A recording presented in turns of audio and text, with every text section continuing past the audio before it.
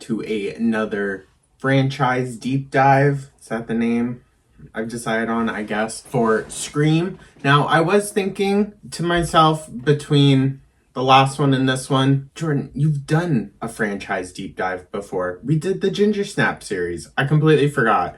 That one was just one video though, so I guess that was the pilot to this series. But yeah, so we're going to be continuing with Scream.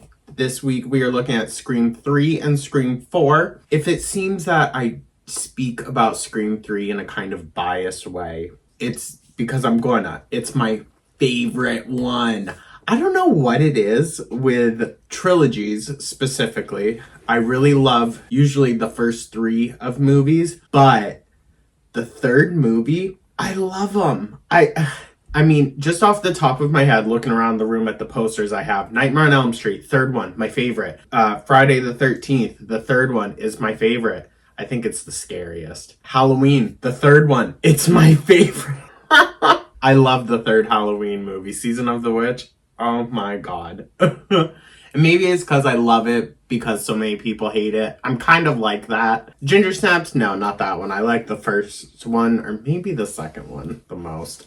I don't know. The first one. It's just like the OG. Now, you guys, I took like 14 pages of notes for these 2 movies.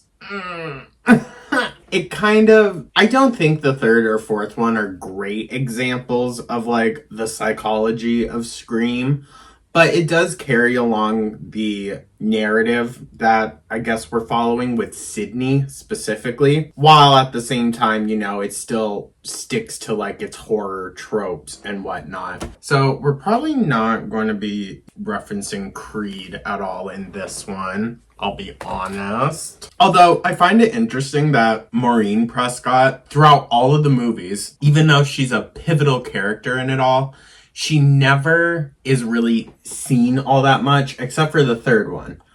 But she's like a non-character, you know? It's almost giving like that idea of the abject mother. And especially more so in the third one, I would say, because she is brought up so much more. This is the part of the story where like it all gets brought home, you know? And I don't think we're going to mention this one either because I'm really just re-diving into it. It's another book that we were given in college to read. Not given it, you know, just excerpts. But a companion to the horror film edited by Harry M. Benshoff. I highly recommend this, you guys. If you are enjoying the deep dive of it all and like the psychology aspect and whatnot, I'm sure I'm not describing it the best way because a lot of this stuff, it's very dense, but this is great for just breaking down all different types of horror, really. They do reference torture porn, which is brought up for Scream 4, so maybe we will address that within that one. It'll all be in one video, but I might film it in 2 parts because it's going to be a lot, you guys. So with that, I want to dive into Scream 3. Now, Scream 3, I do think it kind of plays more into what Carol Clover brought up in Men, Women, and Chainsaws about how men and women die differently in horror movies. Like, usually there's a kind of sexual aspect to the way that women die compared to men. Men, it's usually like in the back, which reference to how Dewey gets stabbed in the second movie, presumably by Mickey. It was from the back. That could be seen as sexual as well. I mean, it can be, but there's a sexual nature to how women die versus men die in most horror movies. And I think that's kind of exemplified in this one also. We'll get to the death, but I'm referencing Candy's death scene because it's kind of very sexual. And it's Jenny McCarthy as well. So like, you know, I think they did that for a reason. But yeah, that's a yappy intro. We should just dive right on in, right guys?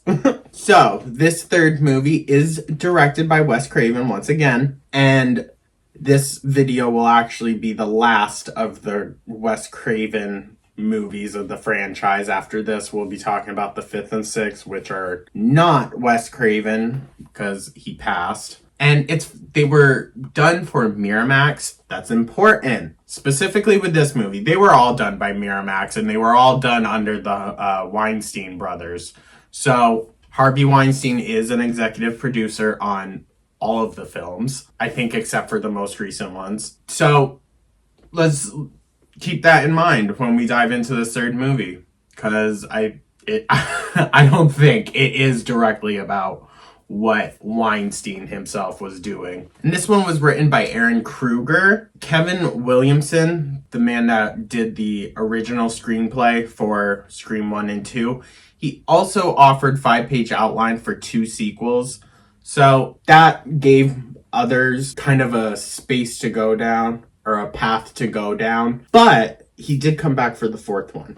So, box office, $161.8 million. That's pretty good. Budget was $40 million, which that's a high budget for a horror movie.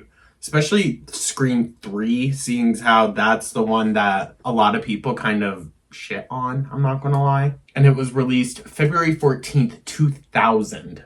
So, turn of the millennium, pre 9/11. That's important to know in horror, because there is a major shift that happens. And it's noted in the 4th one when the topic of torture porn comes up, because that specifically is a post 9/11 product. And Craven also recognized that this franchise was originally meant to be a trilogy. It was over a decade before we got a 4th one. So this 3rd one, it's supposed to cap off just, what we have already with the first 3 movies. The 4th one, they do specify, is a sequel to the 3rd movie. Do with that what you will, I guess. The little synopsis for Scream 3 is the last installment in the Scream trilogy, set in Hollywood where Stab 3 is being filmed, with Gale Weathers and Dewey Riley on set as advisors to Jennifer Jolie. I wonder who that's supposed to be. Unfortunately, a killer decides to off the cast in the order of the screenplay, and only Sydney, now in hiding until the killer tracks her down, can solve the riddle. Dun dun dun. That's that.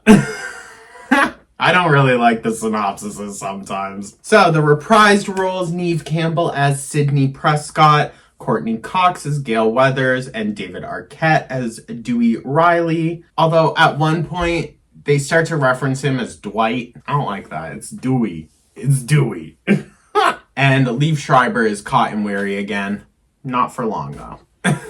And then the huge list of other cast members. Dionne Richmond plays Tyson Fox. Kelly Rutherford is Christine, that's Cotton's girlfriend. Parker Posey is Jennifer Jolie, and she is the entire reason I love this movie.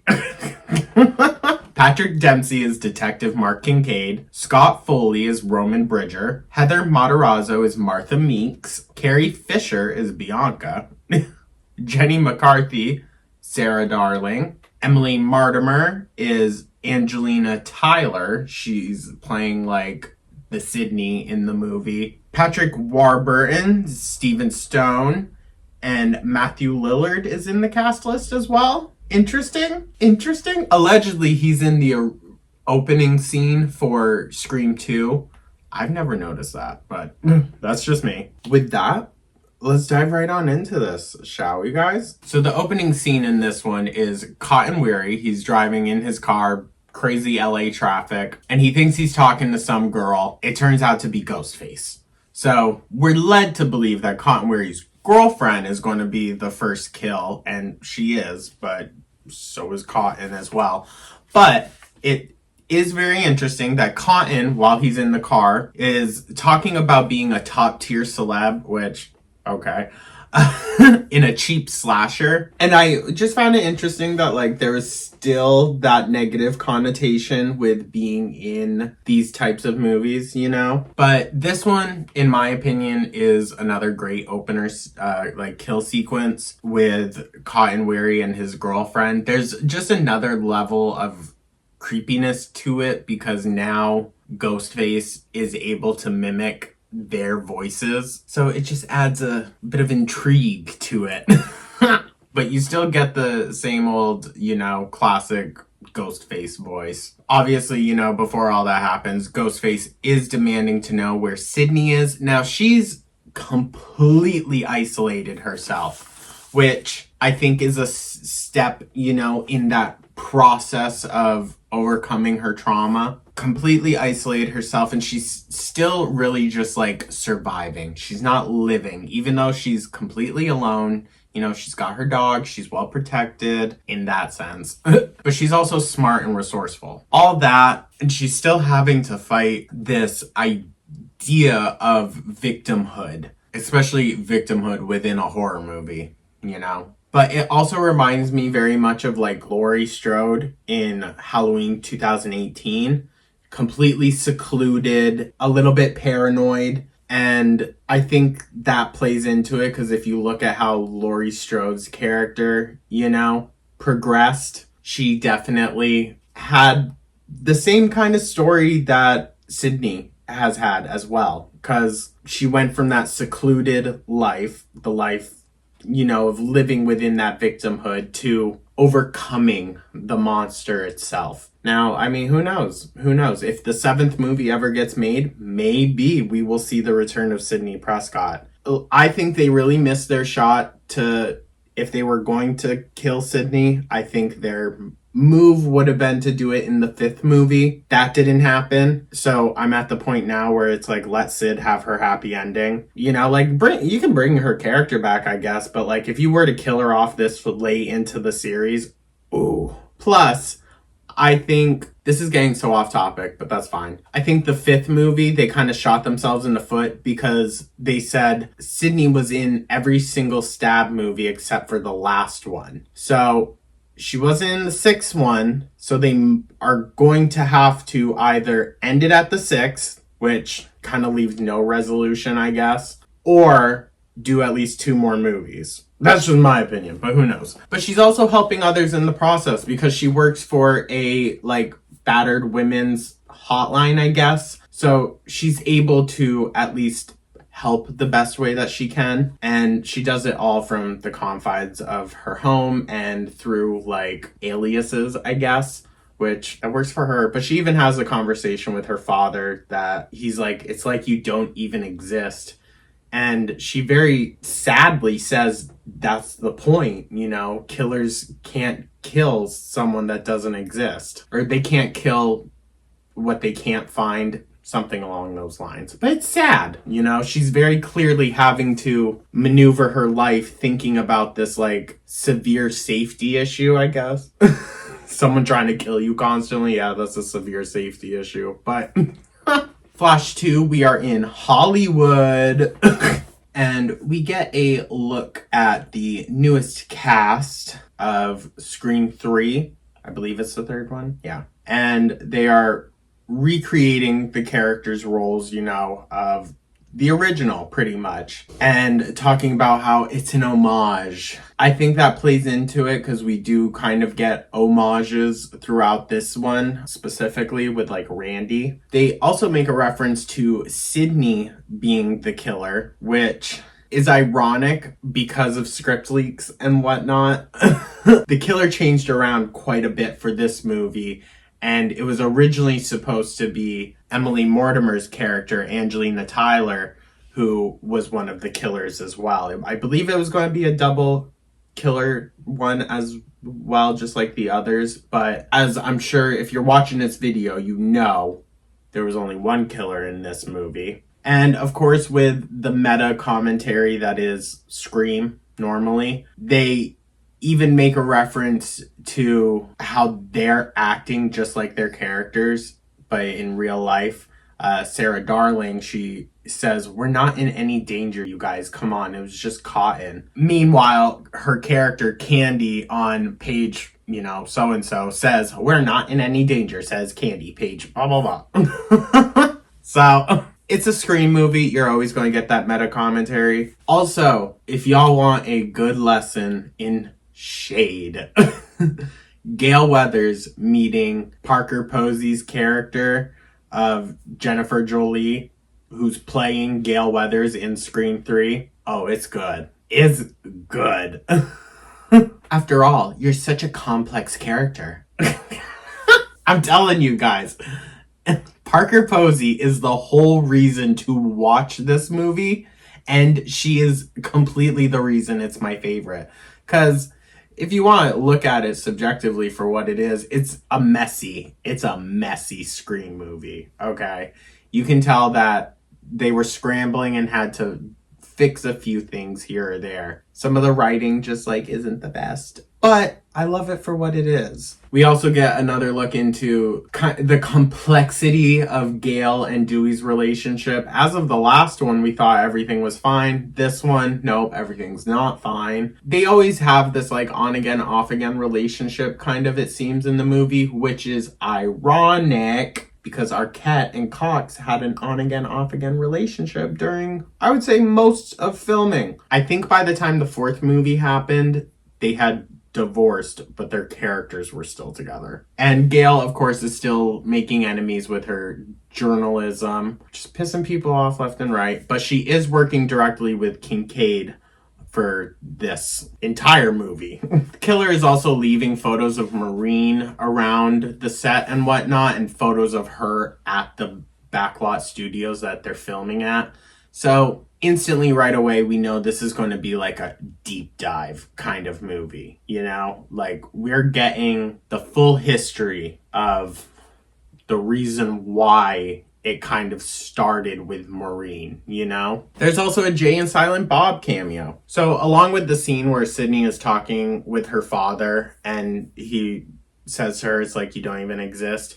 It also comes off that Sydney very clearly resents her mom now, which that's new for Sydney. Before, she was always kind of protective of her mother, especially, you know, post-mortem, but very protective of her mom and her mom's kind of image. But then, you know, she feels like she had been lied to her entire life as well. It's kind of portraying Maureen as the evil person when that's not the case.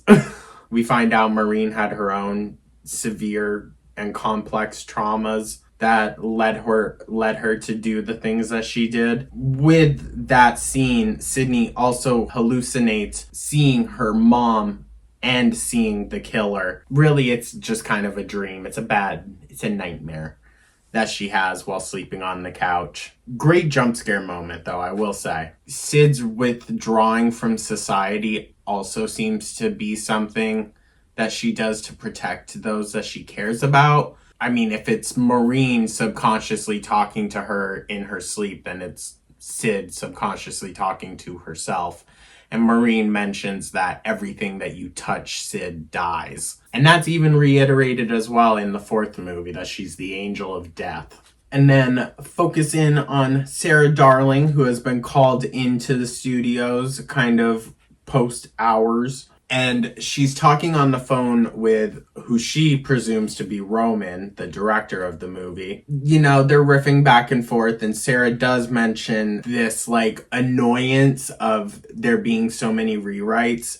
Of course, that's Scream. That's kind of always been their struggle ever since the first movie came out. Always have been struggling with the script leaks and all of that. So she also makes a reference to the fact that she is a older woman having to play a high schooler and being overly sexualized in an unnecessary way for these movies, which that's always kind of been the argument against slasher films, isn't it? That 25-year-olds are playing 15, 16-year-olds and it's overly sexualized. Like, why do you have to show them in the shower if that's not going to be where they're dying? Those types of things. The, like, constant weird need to just always show women in a nude, sexualized way. And this even, I think, plays into the way that Sarah Darling herself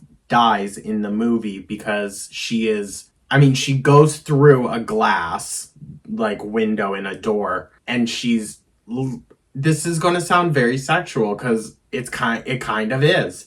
She is bent over through the broken window, and then he stabs her in the back, although it's more like a you can read it into it how you want, but I mean, Scream is definitely not the first slasher film to allude that the killer's weapon of choice is an extension of the phallus. Watch Texas Chainsaw Massacre 2 if you don't believe me. Yeah, I mean, it straight up is represented in that film that the chainsaw is an extension of that. Don't get mad at me. And it is after the Sarah Darling murder that we get the best scene in the entire movie. From this up until the slap, it's just the best part of the movie. I'm sorry. Gail and Dewey like converge at Jennifer's house, and she's smoking a cigarette, being like, "Do you see this, Dewey? I haven't had one of these in a year and a half. Somebody is going to pay for this." I love her. I love her. Oh. And then she also goes in on Gail, being like, "Why am I even doing this movie? As if I'm ever going to win an award playing you." Her character is just so incredible, dude. And I was really bummed that she died.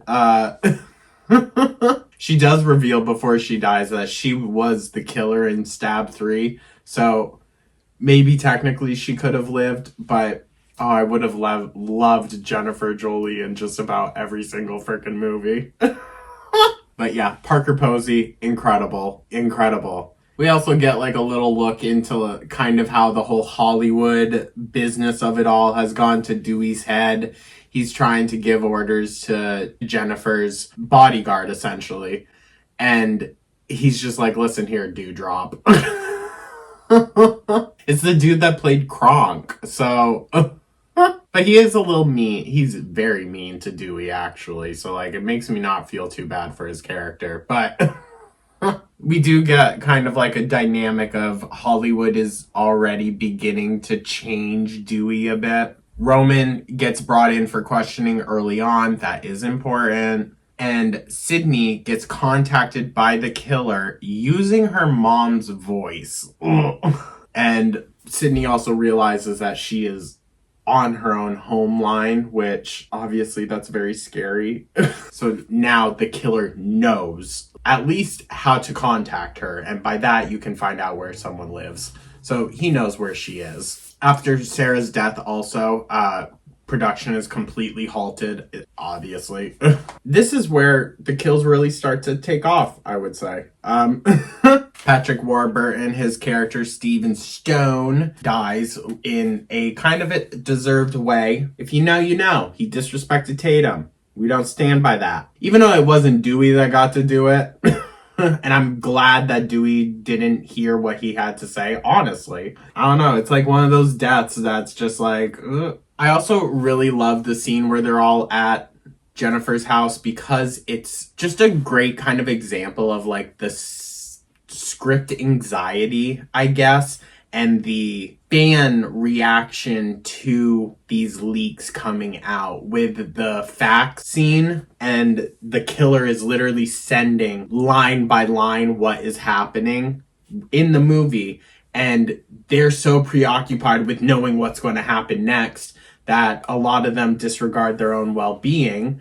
And the guy that's playing Dewey, he runs back in. Now, this is just a purely coincidental kill, I think, in my opinion. He cut the power, yes, but how did Ghostface know that someone was going to reach for a lighter within the house? You know what I mean? Anyways, although probably bound to happen, they were all smoking cigarettes anyways. The script, it prints out, and he lights up his lighter to read it, and it said, like, whoever will survive is the one that smells the gas first. And, of course, it's too late. He blows up. The entire mansion blows up. This is such a good scene. I'm not gonna lie. It's so good. It's also during the scene that Gail and Dewey kind of put two and two together that the killer knows, obviously, of Maureen's acting background. I mean, duh. But yeah, the house blows up. They fall down the hill. Then we also get the slap scene between Gail Weathers and Parker Posey. Well, Jennifer Jolie. Gail whacks her. And Jennifer's response is just pure gold. She's just, my lawyer liked that. I love her so much. Whoever wrote her character, freaking great job. With the continuation of the murders happening, Detective Kincaid is being very pushy about calling Sid. Kincaid's character is written to be kind of like a red herring, I'm not gonna lie. And maybe, I know Angelina was supposed to be one of the killers. Maybe Detective Kincaid was too. But also, it's kind of too obvious of a red herring. But it does seem to be a little suspicious that he's wanting to bring her in so badly, and Dewey is trying to protect that from happening. This is also where we are introduced to Martha Meeks, who I love her character. I love Heather Matarazzo. Y'all know her from Princess Diaries, okay? She's an icon. I do love her in this, and she's so chic. But it's still reprising the role of Randy, but through his sister. I mean, it is Randy himself, because it's a very meta video that Randy filmed to explain the breakdown of the trilogy, you know? And Randy even makes reference to, you are in the final chapter of a trilogy. It was supposed to be the last movie, you guys. It just was. And yeah, we find out the trilogy rules, new rules, back to the beginning. We're going to find out new things that we thought we knew before. Turns out that they're not true. And yeah, I mean, if you know, you know. That's exactly what the movie is. Of course, Randy always gives you the rundown of what's going to happen. And as they're, you know, working their way, Sydney isn't in this movie a whole lot up until the last half. We do get a scene with Jennifer following Gail around. They're the best duo, honestly. Also, the Carrie Fisher cameo, it's interesting because she makes reference to, like, yes, she looks like Carrie Fisher, but then also makes a joke at her own expense, saying that she almost had the part of Princess Leia as well, except she didn't get it because Carrie Fisher slept with George Lucas.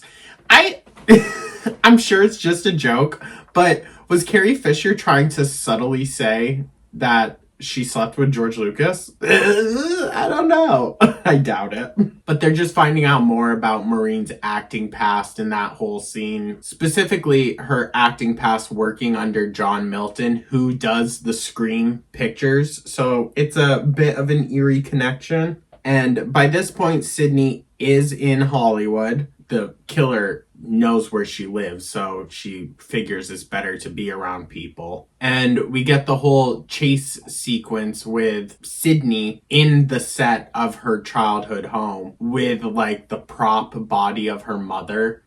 I would say this is a very eerie one, because the set, it's so disorienting, okay? Like, it's really hard to kind of understand what's happening with it.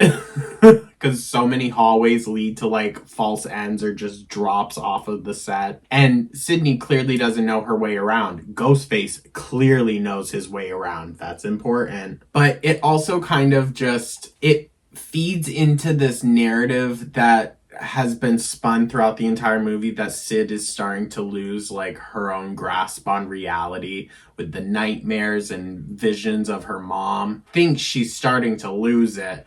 And then it doesn't really help that she references the killer was back there in Woodsboro. And Detective Kincaid is like, Sydney, that's not Woodsboro.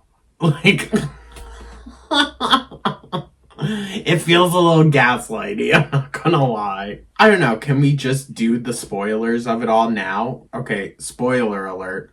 Roman is the killer, the director. He is the killer. When we remember that, put that into the context of the movie that he is filming, Stab 3, and the fact that they refilmed the whole murder scene with Maureen. That just plays into such a weird and unique criticism that a lot of directors get, that a lot of the times they film for their own interest. You know how like in a Tarantino film there's always going to be a shot of some pretty woman's feet like that, but it's to like another extreme that like it's not just a murder that you perpetrated, you pulled the strings for, but it's also your own mom. It's just like a sick, kind of twisted psycho, like Alfred Hitchcock psycho kind of twist on things. Of course, it cuts to Roman in John Milton's like producer headquarters office, whatever. Very pristine Hollywood elite office, talking about if this whole scandal is actually going to get him more work or not, which, yeah, go figure. It's Dewey, Gail, and Jennifer come busting in, and they're going to talk to John Milton about his connection with Maureen. And it is revealed that Maureen Prescott, who back then went by Maureen Roberts, went to a Hollywood elite party, and the way John Milton presented it, he said like it was a place for girls that wanted to become famous to meet men that could help them achieve that, and basically just kind of like victim blaming, saying that like, listen, she didn't do anything that she didn't agree to in one way or another. Essentially, we find out that she was essayed at one of these parties and it produced a child. We don't learn that yet. We learned that later on, but that child being Roman. And this also plays directly into,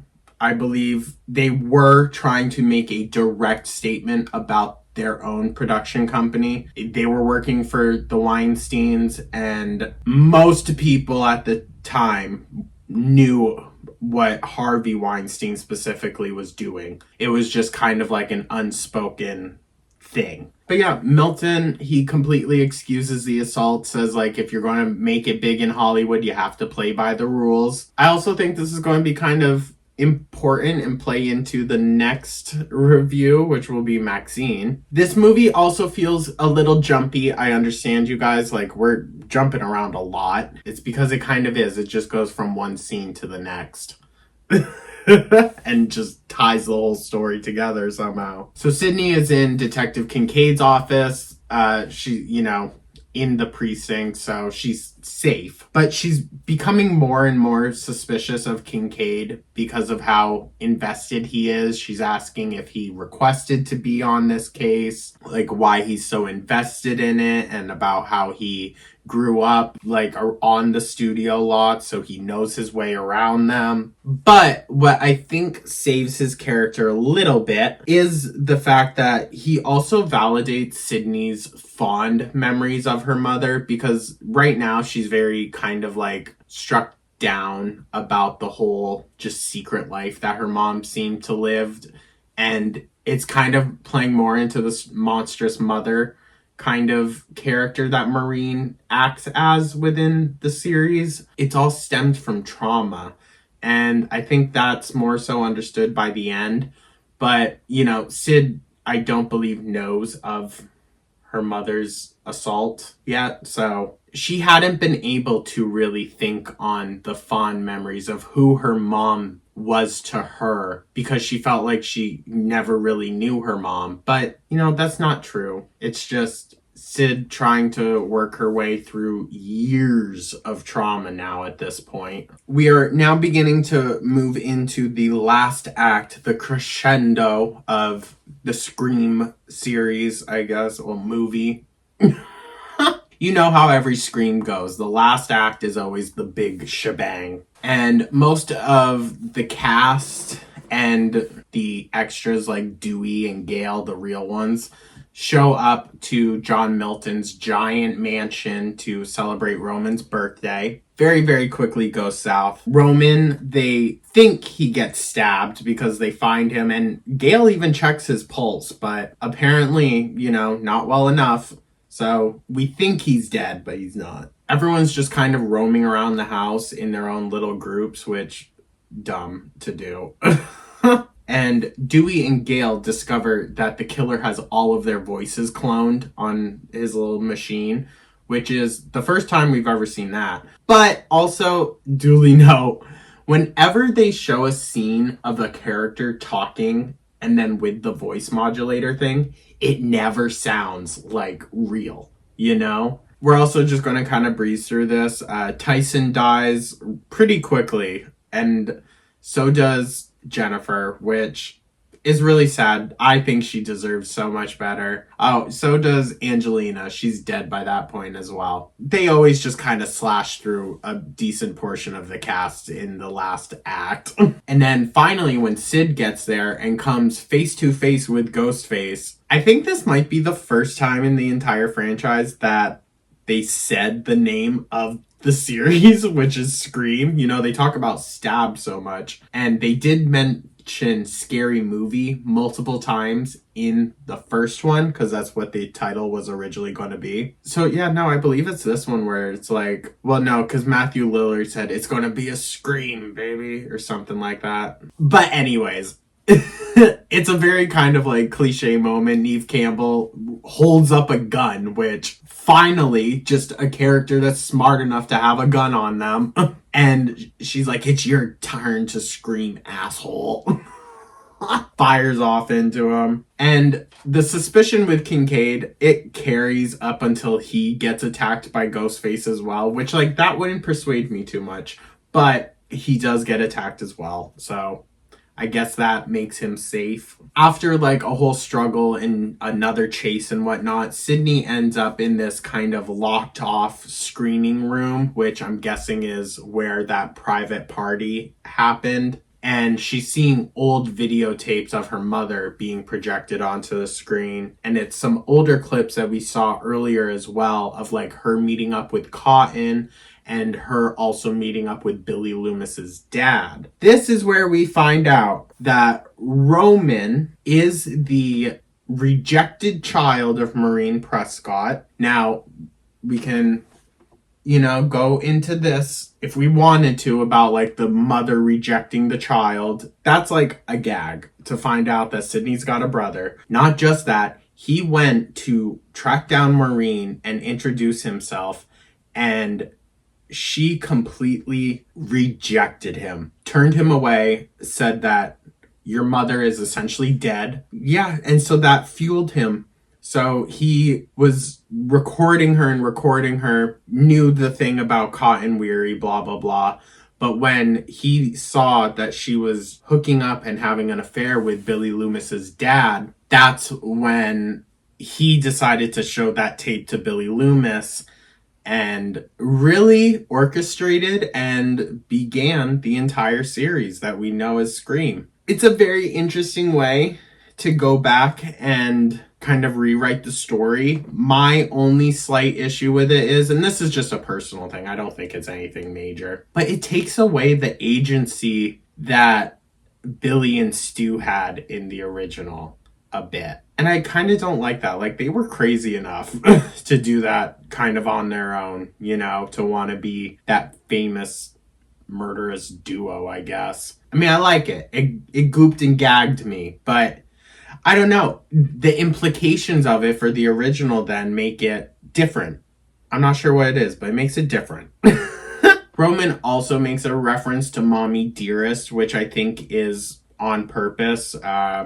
The film about Joan Crawford and just kind of like what a horrible mom she was, which is kind of an iconic movie. If you guys haven't watched it, you should. It's funny. It's not, but it is. I'm not mad at you, I'm mad at the dirt.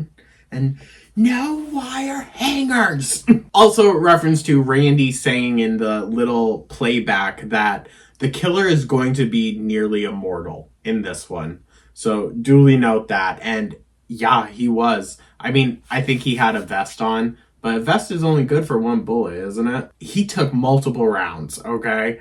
And then Sydney being like, the head, Dewey, the head, shoot him in the head. And then finally they did. It's a little ridiculous, but it's Scream.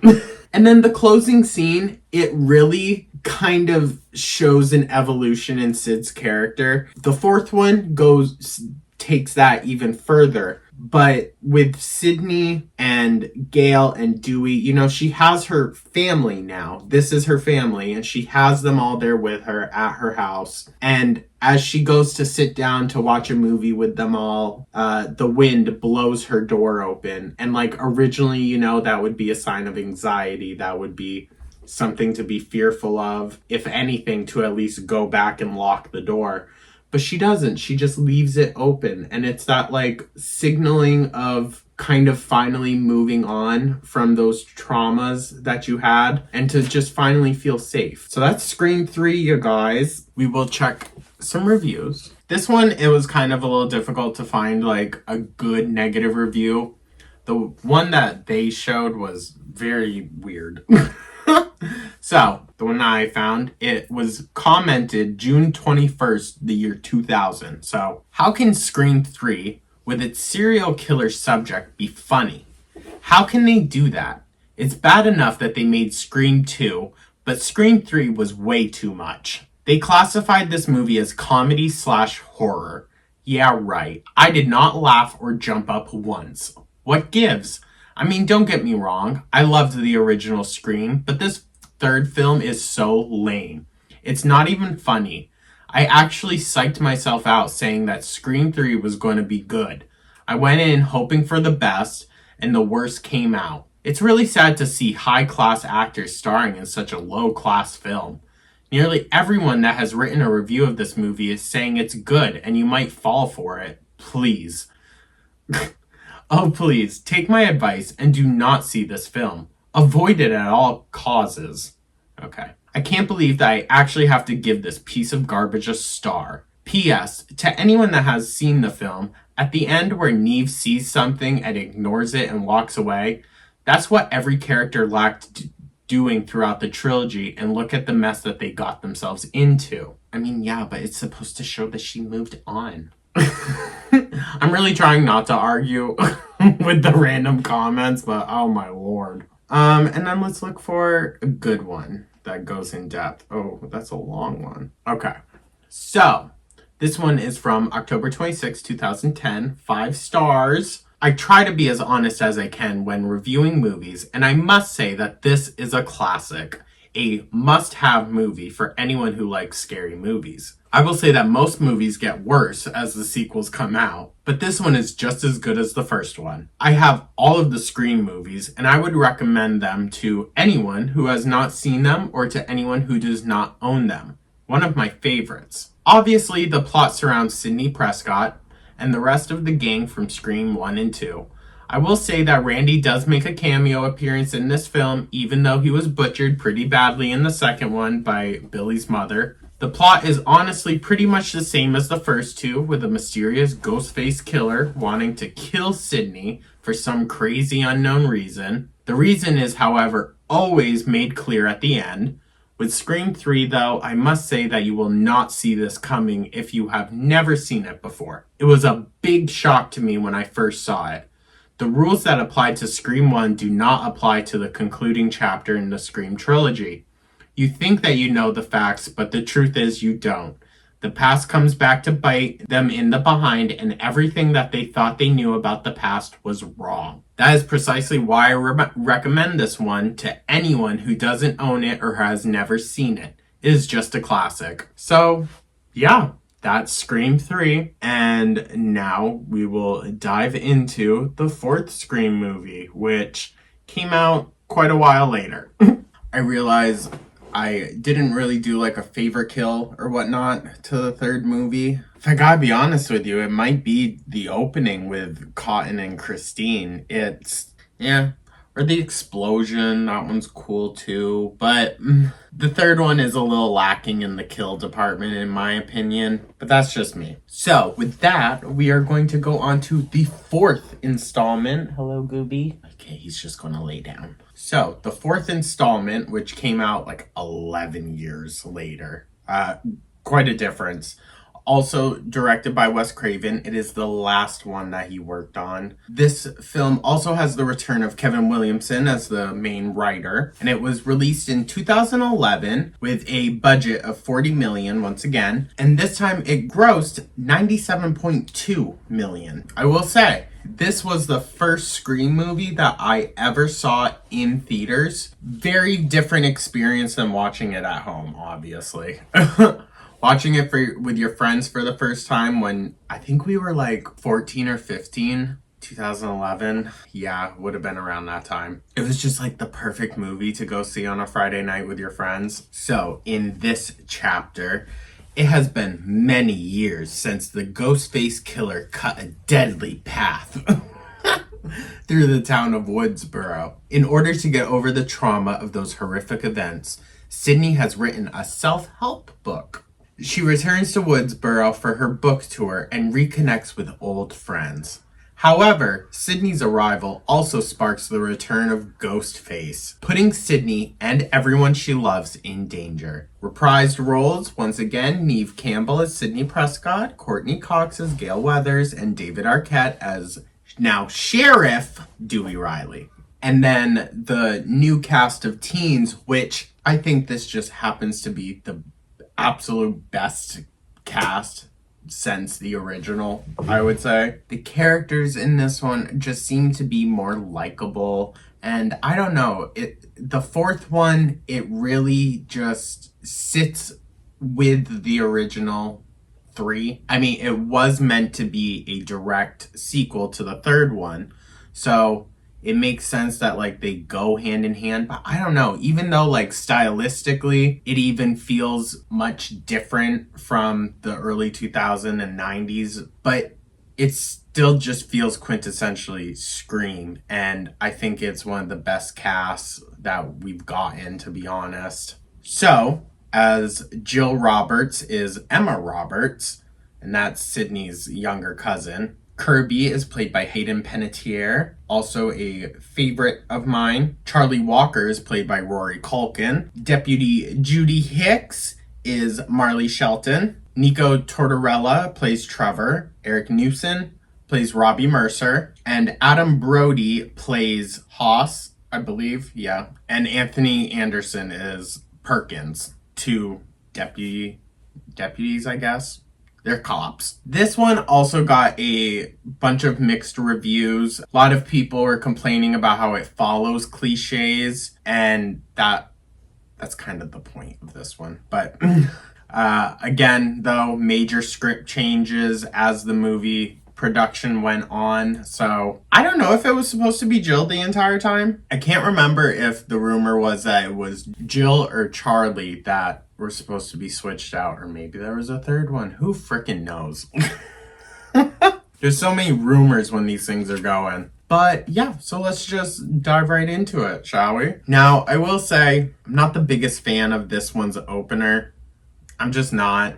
By the time it gets to the actual opener for the movie and not just like stab openers, I just kind of don't care. It makes me really just not care anymore. And it's just kind of like a bitchier, I guess, version of Casey's scene, which I guess that makes some sense. But I don't know. It doesn't do it for me. It really doesn't. Plus, there was some type of like esteem or spectacle, maybe that's the better word, with having big name actors be the first ones killed. I think, this might be my arrogance. I don't know the two actresses that were in the beginning. So, I mean, there is a little cameo from Kristen Bell. So there's that. But even that is just a quick little snip. But they do bring up a good point of discussion, and that's on the idea of like torture porn. Because before Scream 4, Scream 3 was 2000. It was even before 9/11. So there was such a major shift in horror post 9/11 that this movie it had a lot to kind of catch up on, you know? And they do bring up the topic of torture porn with Saw, which had been pretty much dominating the Hollywood Halloween movie space for almost a decade. That was a reliable franchise that, like, almost every single year around Halloween they put out a new one. But at the same time, like, all of that commentary on torture porn and how cheap it is, that is very much like a brought up point in kind of like academic writings on horror. But there is a reason for it. We got torture porn because of 9/11, the man-on-man horror, and it's no longer this masked figure, you know, it's this either your neighbor, your friend, your coworker, or a larger entity that, you know, takes away all of your agency. But I do love how Kristen Bell's character, she very violently rejects this kind of connotation around cheap gore porn, and, you know, stabs her friend in the stomach and says, shut the F up and watch the goddamn movie. So I enjoy some of it, but I think it is a little bit long, and by the time, you know, you get to it, you're like, well, is this the actual movie now? Also, the soundtrack, very, very 2011. Even at the time watching it, I remember thinking like, ooh, this music is... And honestly, unfortunately, that follows through in the fifth one as well. Maybe not so much the sixth one, probably, but the fifth one especially. Just the music choice. It's a choice. It's a choice.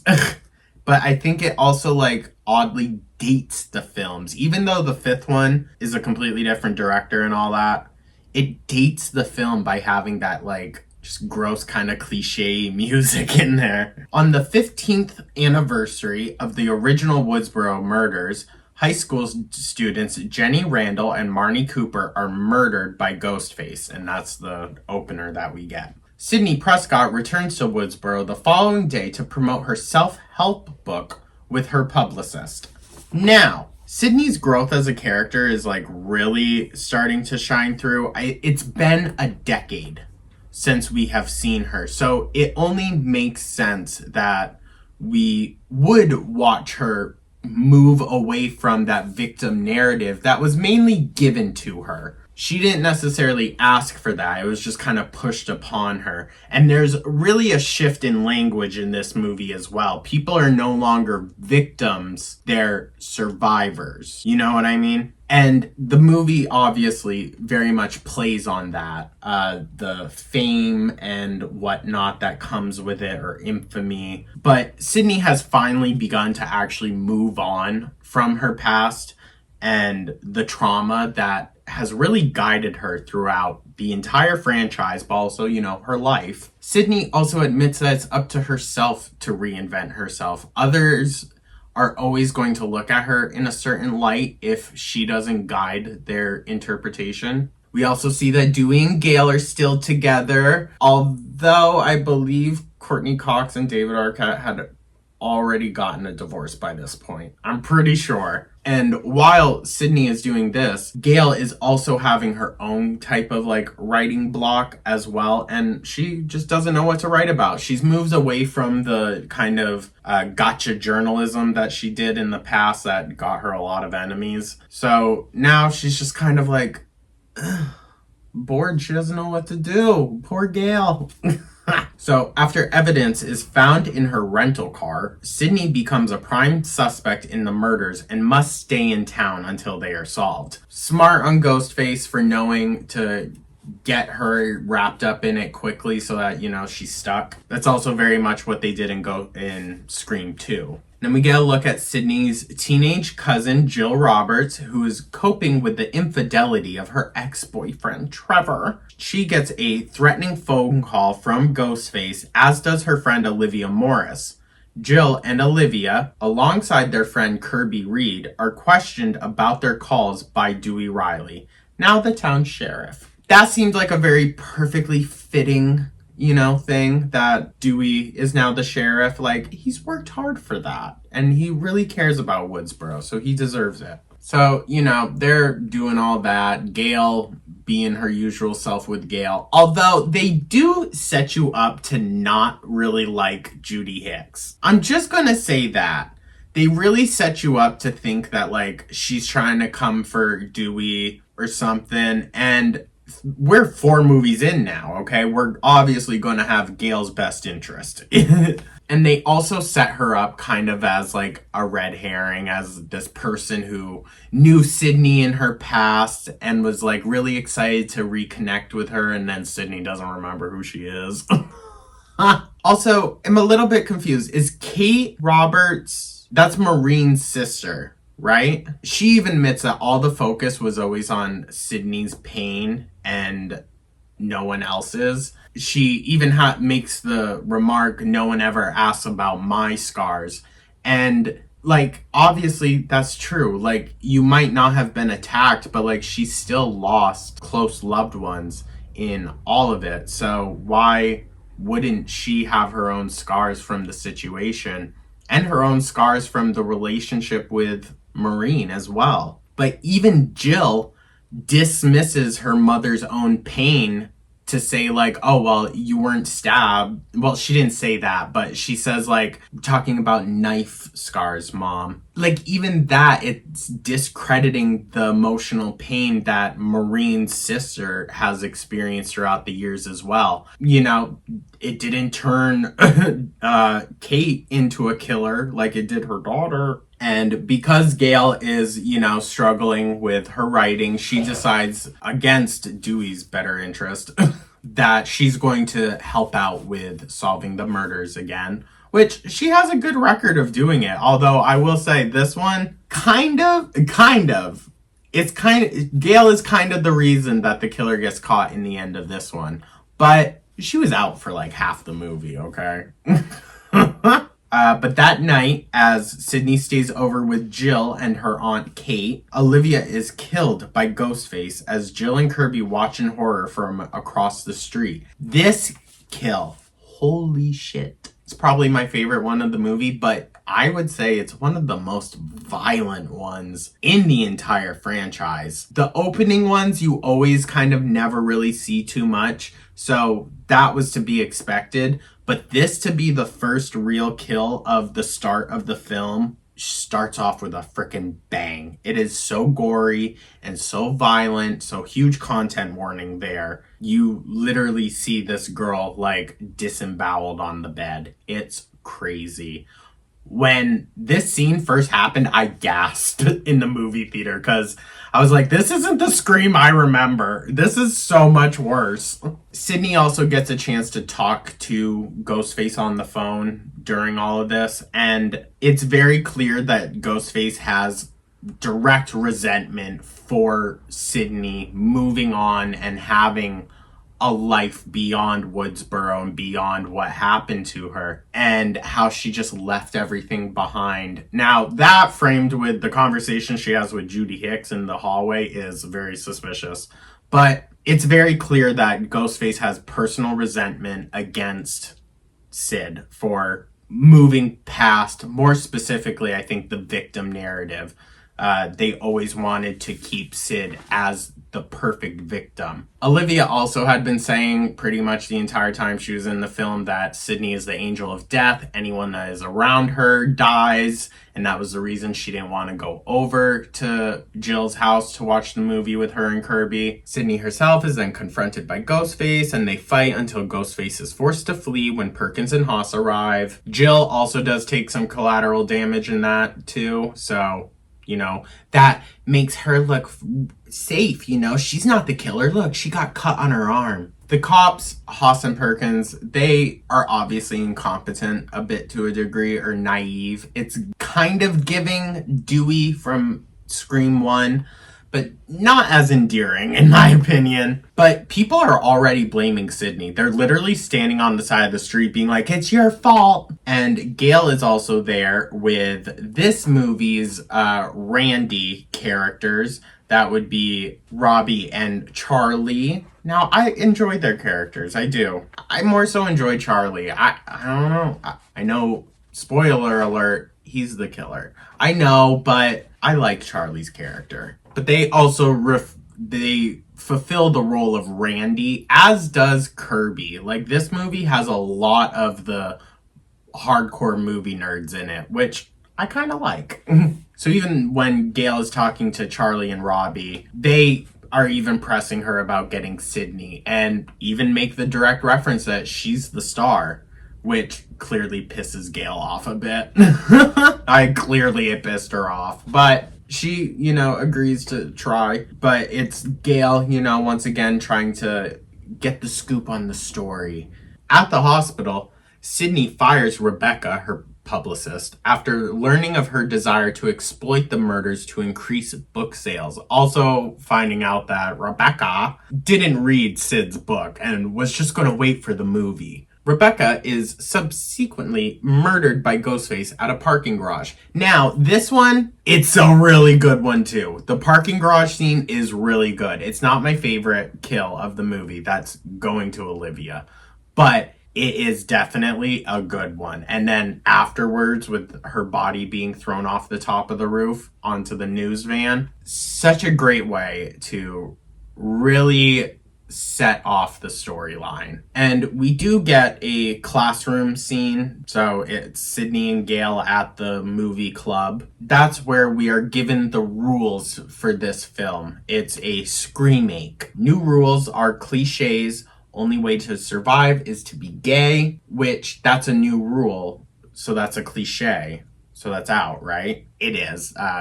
Robbie tries to pull that later on and he still dies anyways. So that won't save you, unfortunately. But it's also murders based off of the original movie. So it's not trying to rewrite anything. It's not trying to, like the fifth one or anything like that. It's solely a recreation of the very first film. Because this was also around the time of remakes. I mean, we're still in that era of remakes. And yeah, Charlie theorizes that the killer is following the rules of horror remakes. And Gail and Sydney conclude that the killer will likely strike at the Stabathon, which is a party that they have where it's just a marathon watching the Stab movies, but in like an old barn. It honestly looks like a lot of fun, I'm not gonna lie. We also get a scene of Sydney addressing Jill about Olivia's death. And Jill is already starting to ask like specific questions pertaining to the fame and how to deal with people always looking at you and stuff like that. And that jumped out for me quite a bit the first time that I watched it. I was like, her friend just died and she's just like, how do you deal with people looking at you? Like, it doesn't come off the right way. It really doesn't. Because Sydney focuses on Jill and herself, whereas Jill wants to worry about everyone else's perception. And it's just like, you can see there's a big juxtaposition between the two victims. Because essentially, if we're to believe that this is following the rules of the original, Jill is Sydney's character then. And then, of course, jump to the Stabathon, which feels like the party scene, but it's not.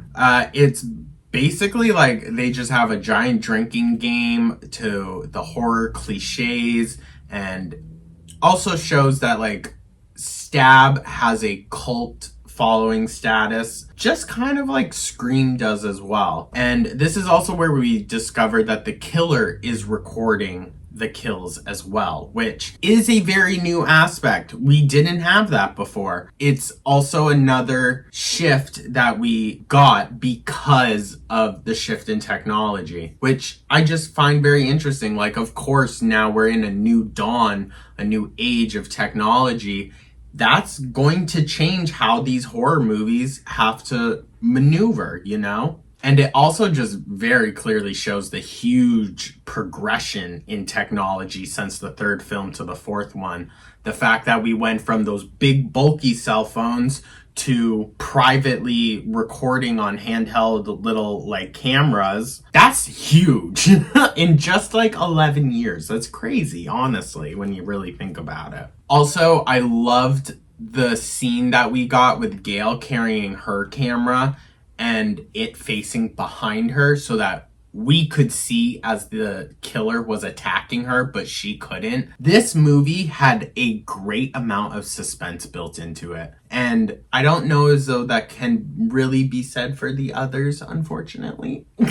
But this one did a good job for me. And I think it was also kind of like a bit of a callback to the original with the whole camera delay that happened at the party. So Gail does get stabbed in the shoulder and the party is very quickly ended. Flash 2, Haas and Perkins, who were assigned to guard Jill's house, are also murdered. Now, who is it?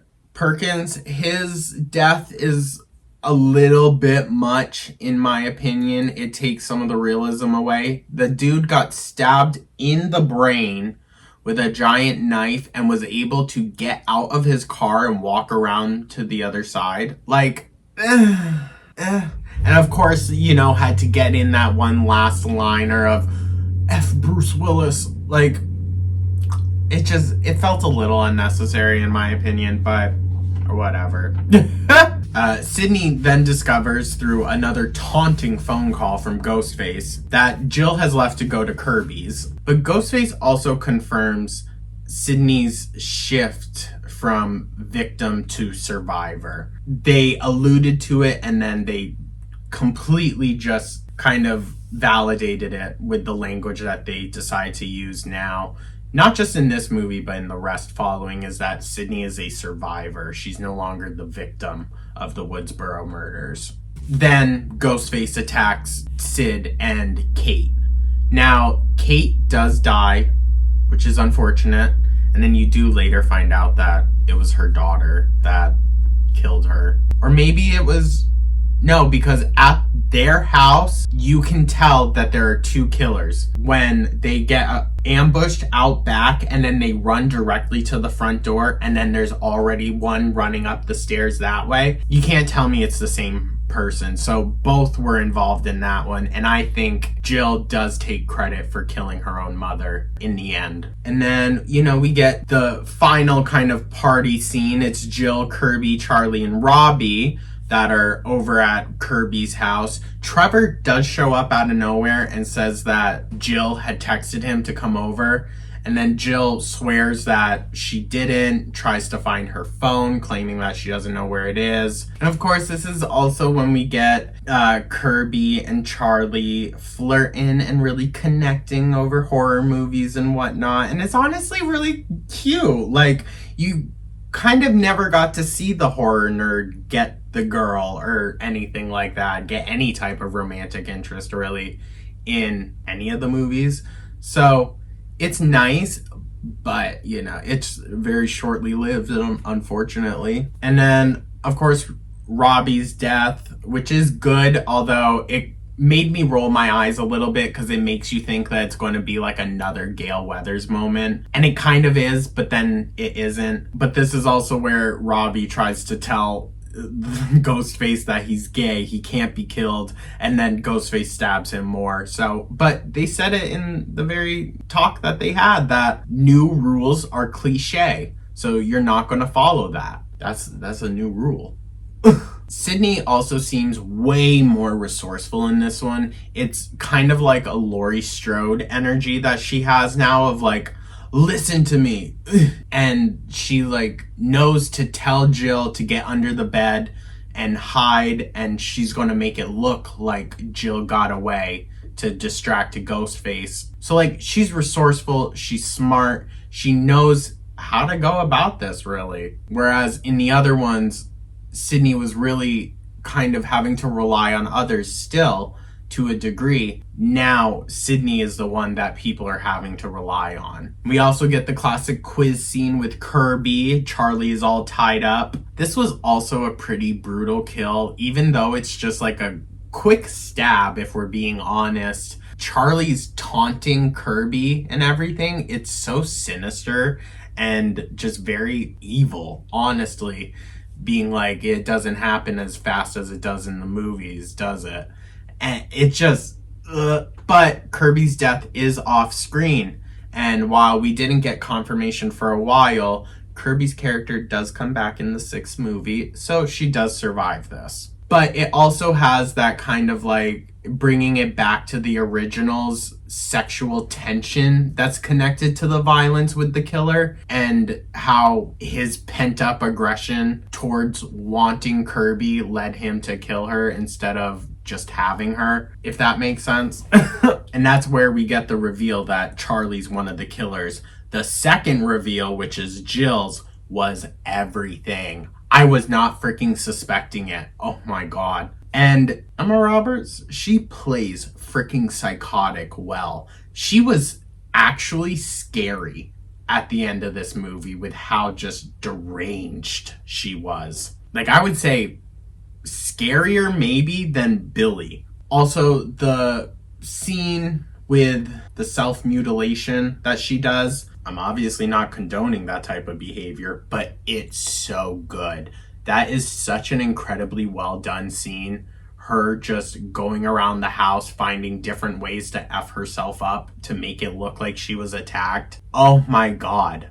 Absolute craziness. But in this one, so Jill equals Sydney and Charlie equals Randy in their minds. But of course, Jill wants to be the sole survivor. And so she stabs and kills Charlie. And they were originally going to blame it on Trevor, who got shot in the dick and then in the head. Ended up becoming Charlie is Stu and Trevor is Billy and she is Sydney. So even the ghost faces weren't on the same page.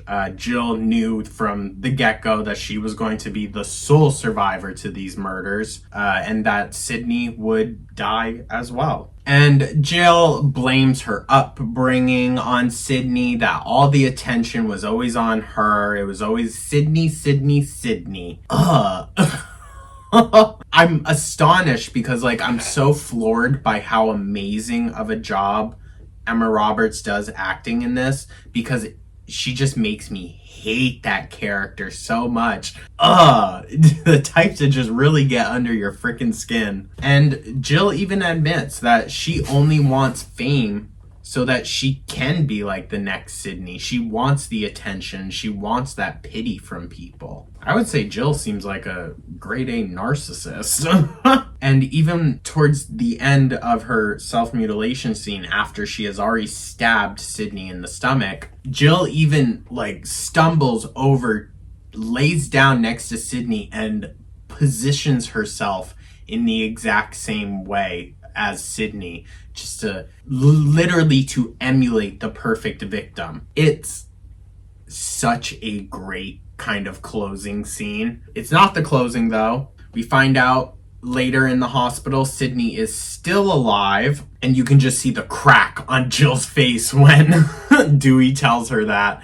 Now, I don't know what Jill was thinking from here on out, that she was just going to be able to kill Sydney in the hospital and no one was going to know about that? Okay, especially after when the fight really started. Like, girl, you're done. You're cooked. But already the media was sensationalizing the story and labeling Jill as a hero, the sole survivor. But Jill is freaking scary. Jill is scary, okay? And what tips off Gail, this is why I said Gail kind of does save the day in this one again, because Gail is the one that notices, how would Jill know where I got stabbed? Because that apparently hadn't been public knowledge, and Jill made mention of, well, we have matching wounds, so, you know, I want to write a book with her. Dewey, of course, wasn't sharp enough really to pick up on that, but Gail picked up on that rather quickly. Dewey goes running after to get to Sid, and poor Dewey beaten over the head with a freaking bedpan. Poor dude. Oh my god. Judy Hicks also gets shot.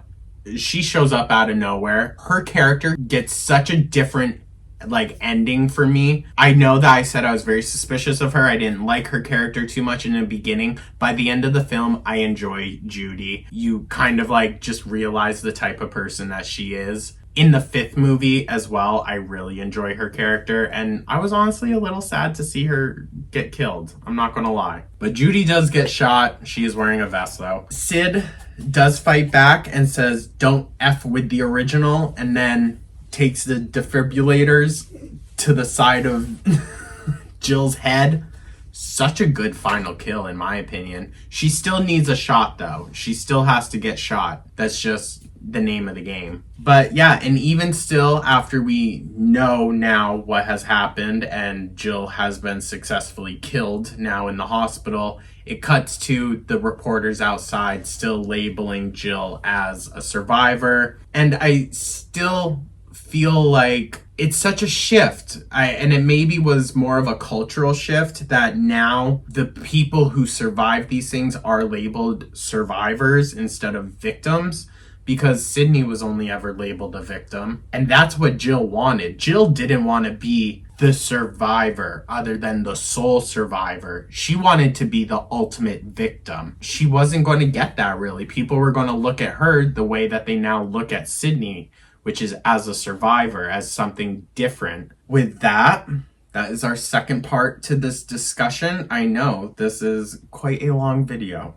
Only one more part to do. We will be looking at Scream 5 and Scream 6. Of course, these are under different direction, away from Wes Craven because he unfortunately did pass. So yeah, we will dive into those. I don't think they're as rich as these ones, but we will still definitely have a discussion about them because carries on some of the themes anyways. But yeah.